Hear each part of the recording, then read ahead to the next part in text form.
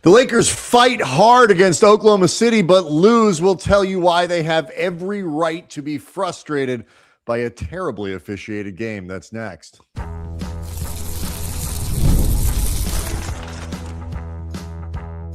You are Locked On Lakers, your daily Los Angeles Lakers podcast, part of the Locked On Podcast Network, your team every day. Thanks to everybody for making Locked On Lakers your first listen of every day, Monday through Friday, whether you're getting the podcast on Apple through the iTunes or the podcast app. Maybe you're a Spotify guy. Maybe you're one of the 37,000 plus subscribers to the Locked On Lakers YouTube channel. No matter how or where you get your podcasts, you are part, well, this one at least, you are part of making the Locked On Podcast Network the number one sports podcast network in this or any other known universe. I'm Brian Kamenetsky with Andy Kamenetsky's nearly 2 decades. We have covered the Lakers for the LA Times, for ESPN, for The Athletic. And man alive, Andy, we've seen some games where officials frustrate players, where teams fight hard. And, you know, you and I are not the type of people who like to blame officials for winning and losing. We're going to blame officials tonight. But what you can call this, in the 119-110 loss to the Oklahoma City Thunder, was a game where the officials made a material difference in the result. And it's worth talking about. Getting to that, we'll get into health for the Lakers. No Luka Dončić on Monday. Tell you what might be coming between now and the end of the break, and why JJ Redick didn't like their fourth quarter execution. But man alive, what a hard-fought and ultimately frustrating game this was, Andy. Yeah, just to set the tone off the top, even though I know it will be ignored by several commentators or several commenters, particularly ones coming over from the Locked On Thunder audience, or really the other 29 fans. Potentially commentators as well. Well, I mean, I guess I would like to think Rylan Stiles is not going to be trolling our comment section, but Rylan, if you are there, you are always welcome. You're a friend of the show, and for that matter, Thunder fans and fans of the other 28 fan bases always welcome here, as long as you're not being an a-hole in the comments section. You can hang out, you can, troll respectfully, or at least funnily. As long as you're funny, we will allow a lot. But just to establish this off the top, the single biggest reason in my mind the Lakers lost this game was first half turnovers. They turned the ball over 10 times in the first half. They gave up 20 points in the process, and both teams scored 52 points in the second half of this game. They were down 9 at the half. They lost by 9, 119-110. Had the Lakers taken better care of the ball or made better decisions even in shot selection during the first half, like there was a sequence where, and I don't say this to single out Marcus Smart as the biggest problem in this game. This is just emblematic of what I'm talking about. Smart got a steal and then in transition pulled up for 3 with at least like 19 or 20 seconds left on the clock. He misses. Oklahoma City scores in transition. It is essentially the equivalent of a live ball turnover. It is just unwise shot selection that you cannot afford to do against a team like Oklahoma City that is so good at capitalizing on mistakes. They are great at running out turnovers, but again, shot selection like that is, for all intents and purposes, a turnover. Sure. That there are other elements of the game that we're going to get into, and again, including the refs, which, if nothing else, were a source of big-time aggravation for the Lakers, regardless of how much you think they materially affected the game. But to me, that was the single reason the Lakers, A, lost the game, and B, they stopped doing that in the second half. That was the single biggest reason they got back into the game. But that's kind of my point, is that, look, I mean, the Lakers obviously didn't play a perfect game, but they played pretty well. And especially once they cleaned up things they came out, played a very good third quarter, actually built up a lead. I got as much, was it 8 or 10? I forget. But they built up a lead in the third quarter. They cleaned up the turnovers and they played well enough to win. Games are almost never decided by the officials. You can always go back and find things that you did. Lakers, the officials didn't make, as you talk about, the Lakers turned the ball over 10 times that early. They didn't, most of which were live ball turnovers. They didn't, change their shot selection. They didn't do that kinds of stuff. But the Lakers undid a lot of that damage. They came out and they played very well and very hard throughout the third and into the fourth quarter, and it's not the officials that made, put the lid back on the bucket in the fourth where the Lakers could only score 19 points. Like, not picking on Jake LaRavia, who had a really strong third quarter and was working hard throughout this game on Monday night. There was, a stretch where he had about 3 really open cracks at threes. They need to go in. Like, Oklahoma City keeps making their gotta have them threes. The Lakers generally missed their gotta have them threes. And, LeBron missed a couple, Jake missed a couple, Rui made one, but generally speaking, the Lakers missed where Oklahoma City, fine. But, this was a game where Oklahoma City shot 10% better from behind the arc in this game on basically the same amount of threes. Like Isaiah Joe in the first half was absolutely en fuego. And that combined with the points given up off turnovers, those were really the big separation points in the first half. Like, took Jalen Williams. He had a monster fourth quarter, but it took him a while to get going in this game. But, and so all of that is true. And I'm not debating any of that. I'm not absolving the Lakers for their, you got to play 4 quarters of good basketball. I no Shai for Oklahoma City, but that is certainly balanced by Luka not being there for the Lakers. So, both teams missing their stars. Oklahoma City certainly has more depth available to them in that setup than the Lakers do. And it's not like they're left with nothing. Jalen Williams was back in the lineup after a long absence, so he was back in the lineup. Chet Holmgren's going to the All-Star game. So, again, the Thunder are not without players, even when Shai doesn't play.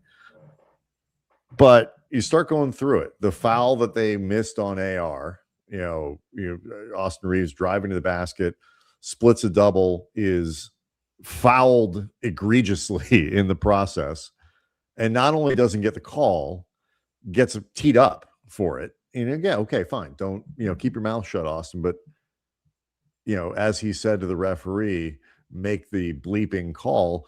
Austin is correct. Make the bleeping call. JJ chose to, had to, however you want to define it, used 2 of his challenges on calls that were obviously plays that were going to be overturned. Yeah. The most egregious being an inbound pass where the ball bounced off of like Isaiah Hartenstein's hands a 1.5 feet away from Marcus Smart, and they gave the ball to Oklahoma City. You can argue whether or not JJ should have used the challenge. There were about 8 minutes left, and it was his last one. But the fact that the referees made such a terrible call, you have to make that decision. And that shouldn't happen. There was a ball that bounced. I just for the record didn't, and I tweeted it at Cam Brothers. Yep. I did not like him using that challenge there just because I did not think it was consequential enough in terms of what was at stake. Like, it would have been one thing to me. It would have been a bigger deal if it would have put Marcus Smart in foul trouble because they were going to need him there or anything like that. But I didn't think the stakes were big enough. It was straight up possession. There was possession of the ball. That was what they were going to get. And then in the ensuing play, the Lakers basically turned the ball over. Right. So they didn't use the possession well. That was my thing. Like, if it had been called as a foul on Smart or something like that, where you were trying to keep him on the court, fine. To me, the stakes were not big enough on that possession. And the way this game was getting called, I would have taken my chances that I might need that second challenge at some point over the next 8 minutes. Totally fair. But you are correct that it shouldn't have come to that in the first place. Exactly. And so, ball bounces out of bounds. Lakers should have been awarded it. There were a lot of these types of plays. And I will give Oklahoma City credit. The reason the games get officiated this way is in part because they are like remember the Detroit game earlier in the season where the Pistons come into town. They play an incredibly physical brand of They ball. brawled tonight. Oh yeah. Did you see? We'll go to break. Isaiah Stewart saw a fight and he was off the bench like a rocket. An on-court fight is the equivalent of the bat signal to Isaiah Stewart. Like, he sees that and he just runs to action. It's the rabbit when in greyhound racing and starts going around the track. And Isaiah Stewart, boom.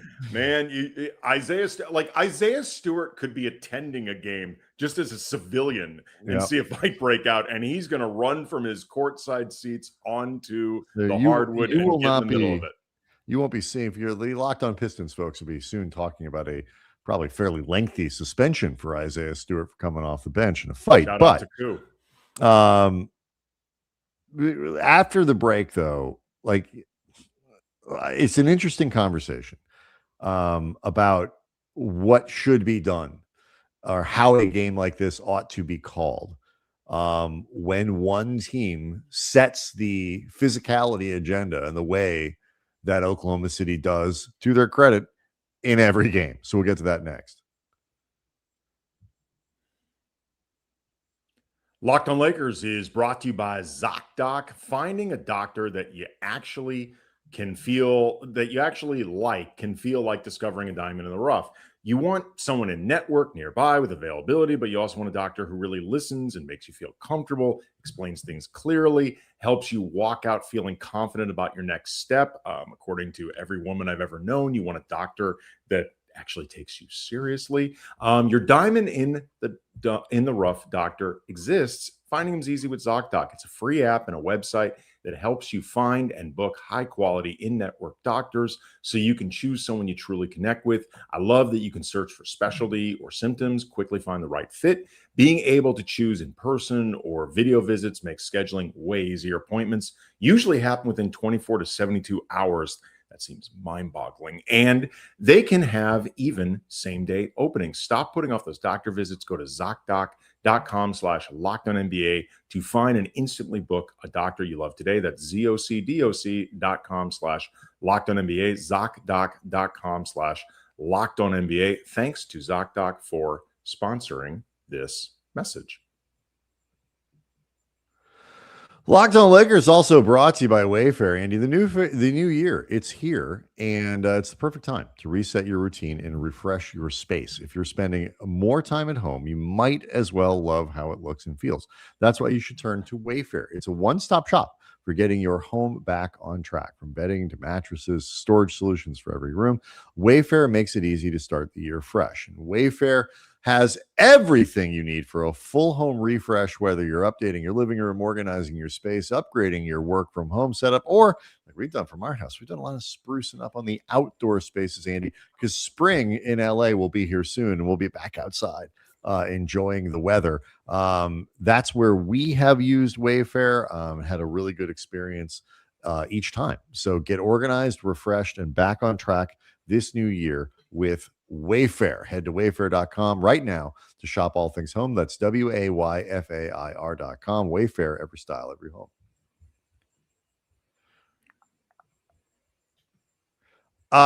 So, I mean, Oklahoma City essentially in a lot of ways was, they're kind of playing rugby, and, a lot of clutching, a lot of grabbing, a lot of strong dudes who can play with that very physical style. It is not the way the Lakers typically play. I'm not saying the Lakers, it's not me calling them soft. It's just a matter of style. The Lakers draw fouls. They like to get to the line. Austin Reaves does it. LeBron does it. Lucas certainly does it. But they aren't what you would think of as a physical team, clutching, grabbing, and playing in that way. I actually thought they did a nice job in this game, Andy, of matching Oklahoma City's physicality. I was impressed by the way they kind of, instead of letting the game get away from them in the first half, they met it coming out of the break. They put LeBron in the post. LeBron started bullying people around. I thought that, Jackson Hayes was working hard. DeAndre Ayton was had some terrible plays in this game, but overall, I think also at least tried to match the energy, was pretty good on the glass. And the Lakers were working to meet that physicality, but it's pretty clear that the game was being both played and certainly officiated, I thought, on Oklahoma City's terms, which is a major advantage to the Thunder. Well, this is the advantage that comes with being the defending champs, but also when you've established for a few seasons, this is who you are. And refs become accustomed to officiating the team that you establish yourself as being. And everyone knows this is who the Thunder are. But if you look up and down the cast of characters, they all pretty much play in that type of physicality heavy style. Like Shai is physical in his own right, certainly as a guy drawing fouls. Jalen Williams, very physical on both sides of the ball. Chet Holmgren, physical on both sides of the ball, despite being like 7 foot, $110. He is a really physical player. Yes. Isaiah Hartenstein, hugely physical. Lou Dort, maybe the most physical player in the league in a way that pisses off the other 29 fan bases, but this is who he is. Kason Wallace, very physical. Alex Caruso, like down the line, like this is the identity of the team. And you mentioned like the Pistons, the game that the Lakers recently played against them. In fairly short time, they have started to establish themselves as that type of team. Like you have to put in a lot of like hours. You got to pay in flesh. Like you got to really do this for a while if you want to start being officiated that way.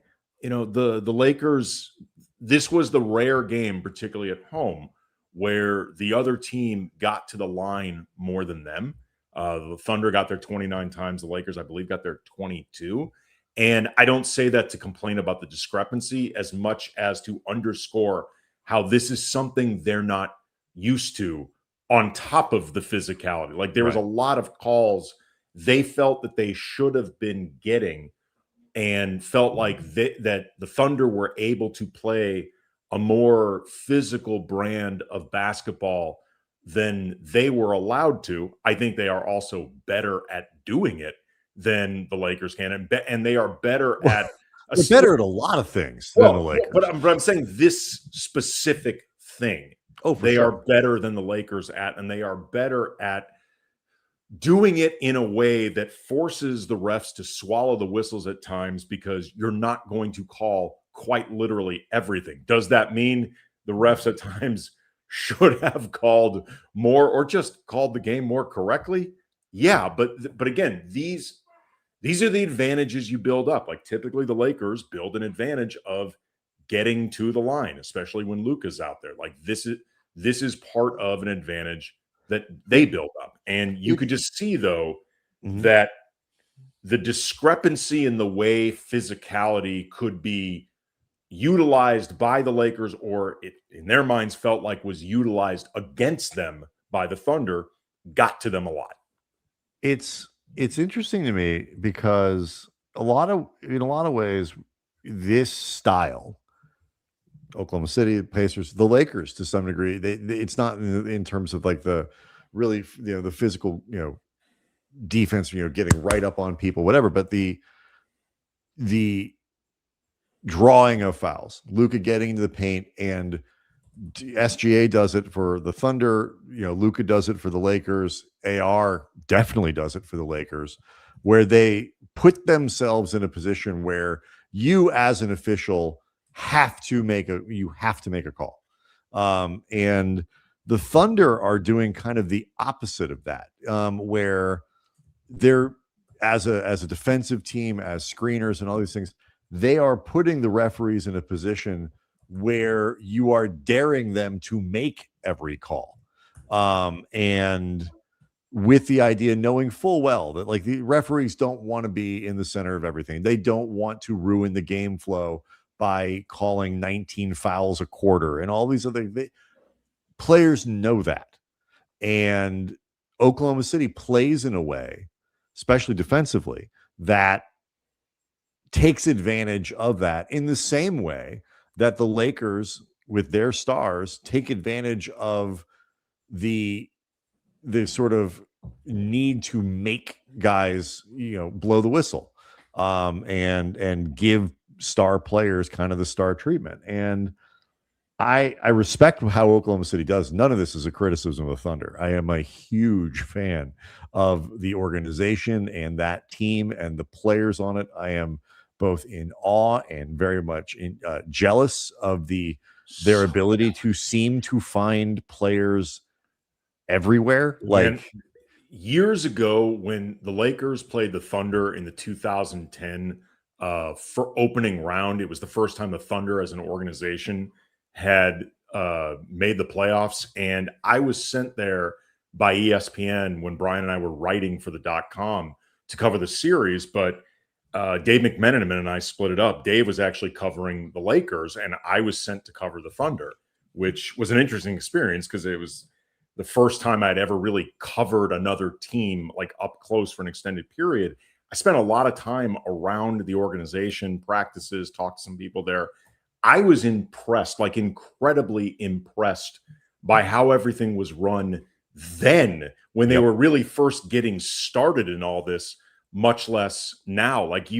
And by the way, so were the Lakers. And they talked about it afterwards. And I remember Kobe saying, like, it is good that we beat these guys now because they're going to be a real tough out. And they're an incredibly well-run organization. And so, so you look at this and to their credit, the Thunder, they got a lot of shooters, but still somehow people seem to think of them as not a great shooting team, I guess. But they've got, well, they're not really. I know, but it seems like they should be. But Caruso was super clutch with his threes. Jalen Williams, I'm sorry, not Jalen Williams, but Isaiah Joe hit a bunch early. I'm trying to remember who hit one of the late threes for them. But I think it might have been Dort. But big Jalen Williams hit a few. The tall one. That's what I'm thinking. Big Jalen Williams hit 3 threes in this game. And so, but they made their gotta have it shots, and the Lakers missed their gotta have it shots, and that makes a big difference. And so shot making is a big deal. All these other things. This game to me became kind of a real. And I think you put it well in the last segment, Andy. It's or earlier in the segment, it's equity. And the Lakers haven't been able to build up a lot of equity other than they're pretty consistent over the last few years as a team that draws fouls. Yeah. That will demand because they got guys who play downhill. Mm-hmm. It used to be LeBron. Now it's more AR and Luka, and it was AD before then as well. Yeah, they demand that you call fouls. They put referees in a position to do that. But aside from that, this is where the sort of lack of defensive identity the Lakers have kind of hurts, because they don't have a counter to what Oklahoma City was doing with that kind of physicality, other than to meet it and try to play on another team's terms. And there's sort of a lesson in that for maybe what they can try to establish over the next couple of years. Doesn't have to look like this, but it should look like something. Oh, we can definitely talk about that, and also some of the individual performances coming up next.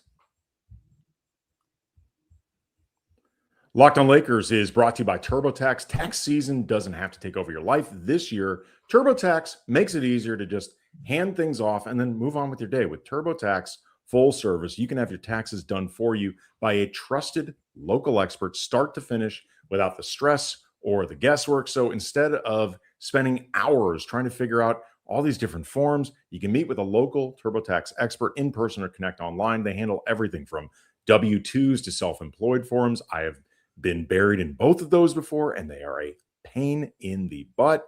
And they work with you to get every deduction, which is huge. It is a time saver and peace of mind knowing an expert is handling it respectfully. You don't know what you're doing. They do. For a limited time, you can have your taxes done by a local tax expert for just $150 all in. And if a TurboTax expert didn't file for you last year, just file by February 28th. Take taxes off your plate. Get back to your life. Visit turbotax.com/local to book your appointment today. A quick reminder about the Everydayer Club. If you are a person who wants to find more ways to communicate with Lakers fans, to communicate with the hosts of this program, to communicate with other shows and hosts on the Locked On Network, this is a great way to do it. You join the Everydayer Club, you get access to the Locked On Lakers Discord chat. Andy and I are in and out of that one, leaving questions, looking for stuff that we can use on the show. Talking to people who are there. You, of course, can hang out with and talk to other hosts and just other NBA fans. So that's a big perk. You can also, if you want, you get the show without ads, and we get your emails. So we know that's important to some of you. Go to lockedonlakers.supercast.com. It's $5 a month, $50 a year. And give it a shot. Get a look, see if it's for you. And if not, you don't want to pay, you don't want to do anything. Show experience stays exactly the same. We love you. We love you no matter how you get the show. This was one of those games, Andy, when you start with like who was available. Obviously, Luka wasn't. LeBron was not good in the first half, and then they kind of found a different way to make him more effective. They didn't make him face up the Oklahoma City defense nearly as much in the third quarter. Kind of let him play old man bully ball from the post. Much more effective. Lakers took better care of the ball. The evolution of like how best to get the most out of LeBron this year is still kind of a work in progress. Yeah, particularly with the 3-point shot not falling, like kind of quietly. He's shooting 31% from behind the arc. By the way, too, just really quick, they showed this graphic during the Peacock broadcast of LeBron's all-time stats rankings. Points first, seasons first, all-star selections first, minutes first, games played second, assists fourth, 3-point field goals made sixth, steals sixth.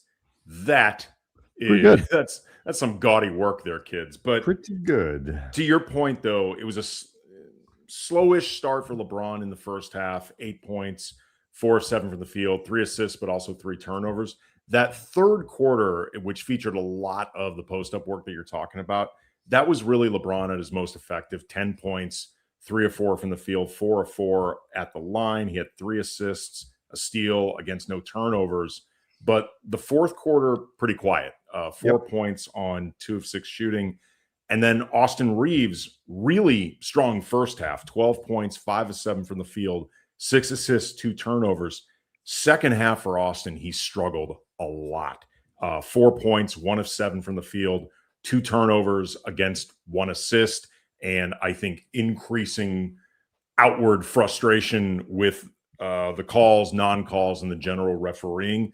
This was a game, not that Luka's presence isn't missed if he's unavailable in any game because he's Luka effing Dončić, but this was really a game where he was missed because it was one where the next 2 best players, Austin and LeBron, could not sustain momentum against an opponent that's obviously really difficult.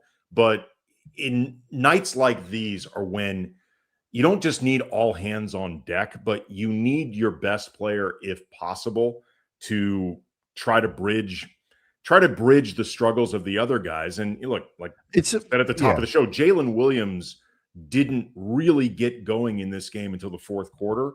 But when it mattered most, that fourth quarter, dude was a monster. It's also, too, the Lakers really, and Oklahoma City is a good defensive team. The Lakers struggled in a big way to get looks, to just generate. Like they missed the ones they had, but like it was so much harder for them to get a clean shot. And some of that's LeBron, some of that's Austin, being able to, the sort of the gravity and the movement and the motion and the ability to penetrate and all that stuff that your best players generate is in part what makes the flow go. But like it's not just the offense got stagnant. Like Oklahoma City just sort of clamped down on everything the Lakers were trying to do. And they didn't get enough looks at the basket. They didn't get enough good looks at the basket. When they did get good looks at the basket, they missed. And so, what Luka does is not only does he find open players, and he's very difficult to trap and to force into bad plays.